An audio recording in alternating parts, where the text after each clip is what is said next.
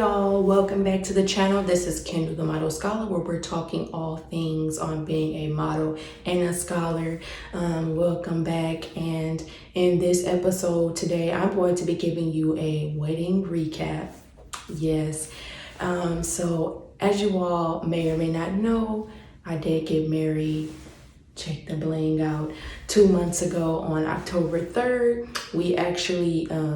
We currently live in a suburb of Boston right now, Boston, Massachusetts, because I am in school at BU. But we are both originally, myself and my husband Jeff are originally from Detroit, Michigan. We actually met in high school, so we are technically high school sweethearts. And we officially tied the knot 2 months ago, and we were able to fly back home and take part in that, which is part of this whole wedding recap. So as we all are aware, we're going through a pandemic right now. So we actually are a pandemic couple and got married in the middle of this crazy COVID-19 stuff. So that's a whole nother thing. But yeah, we successfully were able to fly home, have our wedding, but we had to make a lot of changes. And so this episode, I really just wanted to just talk about the whole planning process and how much it changed over the months as we got closer and closer to the big day, and just offer up, some hope, some tips, some encouragement to all the couples who are trying to plan weddings right now and during this crazy time. It's definitely not easy, but I do want to tell you all to, keep the faith. What's meant to be will be. That's probably the two biggest things that I know that I learned through this process. But first of all, we were engaged on my birthday, which is May 25th of 2019. And we picked our date to be October 3rd, 2020. So our engagement was a little bit, it was a little bit shorter than normal. It's probably average. So it was probably about a year and a half.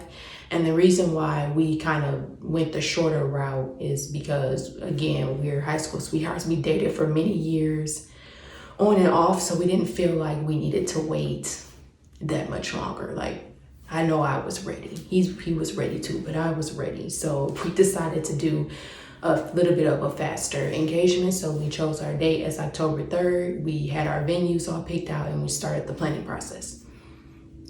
I know one thing that I used from the jump, well, two things that were a big help to me was, number one, I had a hard copy wedding planning book. And that was really useful. It might not seem like it is, but I just ordered one off of Amazon, which I will link in the comments. And that hardcover wedding planning book, it helped me because it kind of gives you all the different categories that are part of a wedding that you need to consider. So there was things on there that I didn't even think of that were in there. And it also helps you organize your thoughts in the beginning, because your thoughts are going to be everywhere. You're not going to know what theme you want, what color. Like, this will help you. This book definitely helped us organize our thoughts and figure out, like, how many people do we want to invite? What is the overall budget? All of that type of stuff. A hard copy book can really help you, like, just start jotting thoughts down. What kind of dresses, are you thinking about? What kind of style of bridesmaid dress? Like, all those things that you need to consider. I had written that in the book. Just like throwing my initial thoughts down. But then in addition to that, I also use Wedding Wire, which a lot of people might be familiar with. It's also similar to like the knot. And I will link our Wedding Wire website actually in the comments as well, because that's one of the free services that you get. So Wedding Wire is a great website. It has everything wedding on there. So basically you can put everything about your wedding online. You can also invite your partner, so both of you can have accounts on there and see what's going on. And I used it for everything. You can, I kept track of all the payments that were being made. So, you put your budget on there, you put how much you think something's going to cost, and then you actually can document when a payment was made towards the venue or when a payment was made towards the photographer. You can keep track of all that and who paid it and how they paid it. very helpful for me. It also helps you see like in what areas did we go over budget and what areas did we actually go under budget, and in what areas were we right on target. So that was very helpful to look at throughout the process, and also at the end, just to see like how much money did we actually spend on this thing, because I think that's very important to keep track of the finances. I highly I'm, between the two of us, I'm the one that likes to spend the money, but I think that it was very beneficial to have that budget tracker and be able to really keep track of how the money is being spent for the wedding. You also can, which is another one of my favorite aspects of Wedding Wire, is that you can put all your guest information in there, and you can put everything in there, like their phone numbers, addresses. It's a way for you to keep track of all their information. And then once people start RSVPing for your different events, and you can do the wedding, the bridal shower, the rehearsal dinner, like you can do different events. Once they RSVP, you can just mark it on there and it'll track that for you. And then when your guests start RSVPing, one of the most dreadful parts of the wedding process is doing the dreaded seating chart for the reception. So when we were having the full reception and we had all the guests, that was very helpful to me because it helped me map out who would be at what table. And you can do it in list format where it'll say like table 1 has these 10 people, table 2, head table. And you can also see it in the table format. So there's like little tables and then little circles with everybody's name. So it's really nice. It was really nice to see all that laid out right there in front of me, and made the process much easier. And then you can just download it as a PDF and print it out and give it to your wedding planners or your coordinator, whoever you're using to help you for like your day of stuff. So that was very useful.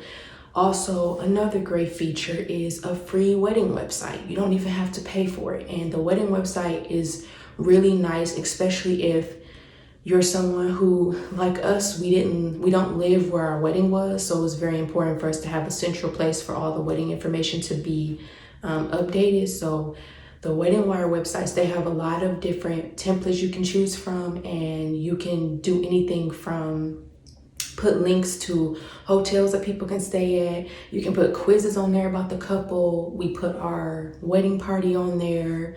That's where we put announcements as we got closer and things started to change. People can RSVP online if that works better for you or you want to save money. You can actually have people RSVP online. That might actually be easier for some people, and we did offer that option. Don't turn it on too early though, because people will just go on there and RSVP before you're ready. So I would keep it turned off until you're actually ready to start receiving RSVPs. But that was another helpful feature. And then the other thing I would say for Wedding Wire is that we were able to look for vendors on there. So I actually found some of the vendors for our wedding on Wedding Wire. For example, I used my wonderful next door neighbor of many years, Tracy, as my wedding photographer. But for the videography services, I actually found our videographer on Wedding Wire, and he turned out to be wonderful. And I will also link him in the comments, Jay Whitehorn Media. He was amazing. The wedding video, if you haven't seen it, that was another highlight. It was so worth it to invest in a wedding video. I know a lot of times people are skeptical about that, but I say go for it, because YOLO, and this marriage thing's supposed to be forever, and you want to have those memories. And I would say like that video really was a highlight for not just me and my husband, but for a lot of other people. Everybody really raved about that video, and it was so well done. So I will link our video in the comments so you can see what I'm talking about. But again, I would invest in all that. But I found him on Wedding Wire. I also found the party bus through Wedding Wire. So basically you can type in the location of your wedding and what type of service you're looking for, and there are a bunch of different vendors on there in every single category that you can think of, and you can message them directly on there, inquire about their services, how much. Sometimes they have how much they cost on there, or there might be other couples who talk about the price. You also get to see reviews from other couples, which is great. And then another great thing about Wedding Wire is after your wedding is over, you can post pictures of your real wedding and have a chance to be featured. And then you also can leave reviews for the vendors that you use, which helps other couples, which I actually did after our wedding was over. I did all of that stuff because I felt like it was important to do that, especially since we had such a positive experience with everybody, to offer, support. So is that all I'm gonna say about Wedding Wire? Because it was just so wonderful. As you can see, that was a game changer and a lifesaver for me.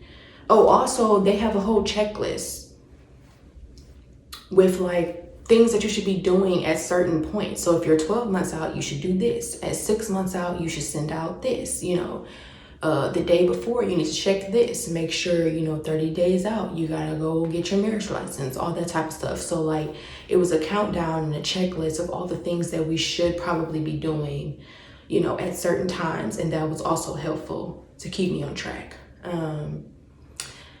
I would also say, as part of the wedding process, everybody knows my personality. I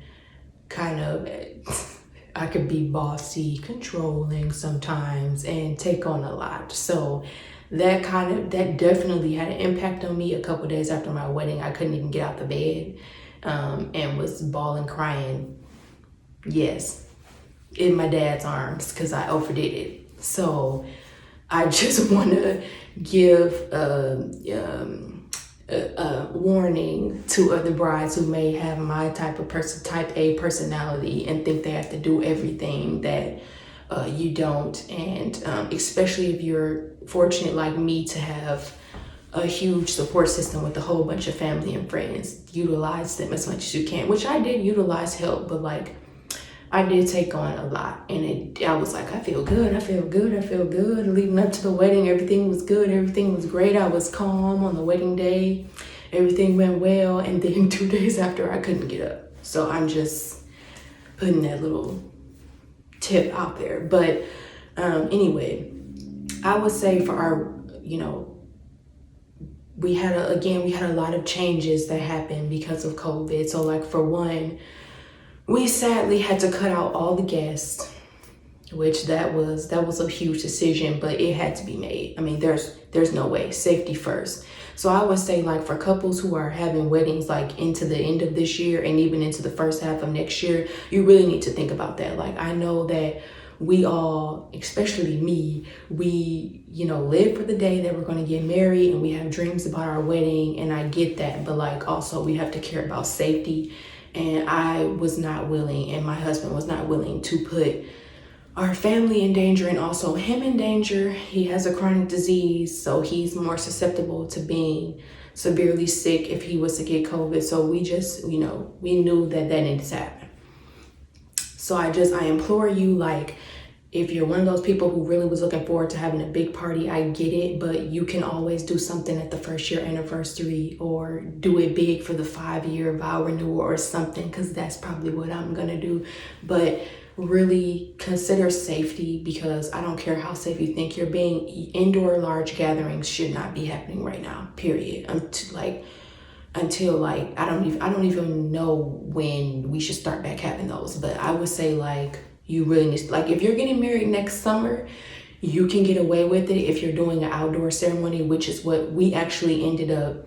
So we cut all the guests. We only had both sides of parents, grandmas, and we had the bridesmaids and groomsmen. And then we had some of our other family who were helping us. So like the hostesses. So it was probably about 45 to 50 people there at one time. But what we did was everyone was masked up at all times. And especially during the ceremony, the only people who didn't have a mask on was myself, Jeff, and our officiant, Pastor Jones. Everybody else had on a mask. We spaced everyone out inside the sanctuary. Everybody basically had their own row. And for the reception, we nixed the reception all together, and we decided to do a mini reception inside of a tent that was set up outside the church. Shout out to my mom for that idea, because that was amazing. It was a tent company in Michigan, Knights Tent and Rental. They came and set up a beautiful tent. My sister, Vibes by Mojo, I'll put her in the comments, book her. her and my younger sister, they did all the decorations. Everything was really nice. And we had to change everything. We had to get a caterer at the last minute. We had to just improv. The only thing that was already set up food-wise was the cake. So we had to redo everything, but it still ended up turning out great. And that mini reception was really nice. And it was outside, so it was safe. And we still had our DJ Liftoff, who was one of my friends from undergrad. Actually, I'll link him in the comments too. He's great. James Vincent. We still paid for the DJ. So it's basically like we still had that reception feeling. It just was smaller and everybody wasn't there. And it was shorter than a traditional reception because everybody got cold, including my husband. I would have probably stayed a little bit longer, but I'm like, okay, yeah, Sickle said we gotta go. He's cold. But it was, it was shorter than a traditional reception, but it was still beautiful. We still did the first dance. We had the father-daughter dance and the mother-son dance. Both of our parents did speeches. We didn't have speeches by the maids of honor and best men, which typically happens. But because, like I said, it wasn't the traditional reception, but it still made me feel like, that we were at a wedding. And I was glad to be able to include some family and friends, just not everybody. So we made a lot of changes, but I'll just say this again, really consider safety, and that should be your top number one priority. If you really can't, because everybody who knows me, I'm very close to my family. I wanted all of them to be there. That was very hard for me, and I had to come to terms with that. But like I said, I have a lot of, elderly people in my family, immunocompromised people. So it was more important to me to cut everyone and be safe. I had people who were supposed to be traveling from out of state. Like, it just didn't make sense. It's just not time for that right now. So like, if you really can't compromise that, then I would say that you need to just push your wedding day back. For me, we were getting married October 3rd, whether it was on Zoom or in person. I didn't care. But if that doesn't work for you, then you can postpone it and push it back. The only problem with that is when to push it back to, because again, we don't have an end date on the pandemic. So it's kind of hard to juggle that. Also, I would say be careful with paying deposits, because a lot of these reception venues, or just venues in general, some venues just, there was one here in Massachusetts who actually just canceled all the rest of the weddings for 2020, no matter what date it was. So, and then there's some venues that if you try to get your money back, they're not going to give it to you. That happened to us. So just really be mindful of that. This is not a regular wedding planning season. I know that a lot of stores and stuff have started to open back up. So I got my wedding gown from Davis Bridal. And we went in, and did the fitting. And I also got the bridesmaids bought their dresses from Davis Bridal. So that type of stuff can, it has resumed. But I would say just choose safety first. I don't know if you saw in the news, but there was a wedding in one of our neighboring states here in New England, in Maine. And they only had 55 people there, but a few people who attended the wedding actually had to have been positive for COVID. And what ended up happening is, I don't have the exact numbers, but it's been over I think 17 deaths and a couple hundred cases, but none of those people were actually at the wedding. So people who were there basically came home, spread it to other people. And it's not to say that to scare you, it's just to help you have some perspective and just understand that there were a lot of us who have gotten married during this pandemic. And I've seen some really beautiful stories on Instagram, Facebook of people making it work, where they're having smaller ceremonies inside their home. Some of these people got some beautiful homes, or their parents' homes are just amazing. And they have a smaller ceremony inside their parents' house or in the backyard, or just a smaller set of people there in general. Or some people, like we did, my aunt Linda, bless her heart, came and set up Zoom for our wedding so everyone could still watch it live. So that's an option. And then, as I said, invest in video. So if you get a videographer, then that way they can capture all the moments and you can share it with people because they weren't able to be there. That's a great way to be able to still, because I feel like our video gave you a great 6 minute synopsis of the whole day and made you feel like you were there. So you can do things like that if you're not able to invite everybody. But I would say my biggest tips are be organized from the beginning. Utilize those softwares like Wedding Wire, or just if you're old school, a handwritten book, and have a lot of patience. Lean on other people if you can. Ladies, make sure you include your husband in the process. Our wedding cake was picked out by my husband. We narrowed it down to about 4 different designs, and I told him he can go ahead and pick. And he also came to the cake tasting and picked out flavors. Some of them act like they don't want to be involved, but if you do something they don't like, they're going to speak up. Why did you pick this color? Why did you do that? Why that flower? So they do care, just not as they might not be as outwardly verbal about it as us, but they do care about how the day looks. So make sure that you do include them in stuff because they do want to be involved. You're just gonna have to, get it out of them. But that's it for the Meet the Morris's wedding recap. Again, I'm going to link a bunch of stuff in the comments. If you have questions, make sure you put them in the comments, or again, there's several ways to reach out to me and I will be more than willing to offer my opinion and advice on anything with wedding planning, since I've just finished this process and can offer help.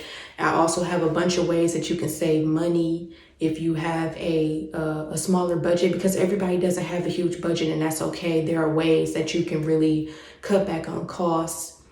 One way is using artificial flowers, which I did for my wedding. Everything was fake except some of the ceremony floral and that floral that was used in the reception. But most of the flowers were artificial, and you wouldn't even know unless I just told you that. So that's one way that you can save money and not really have to break the bank if you don't have the bank available to you. That's fine. You can still have a nice wedding and be, ball on the budget. So thank you for watching my wedding recap, and don't forget to subscribe. Bye-bye.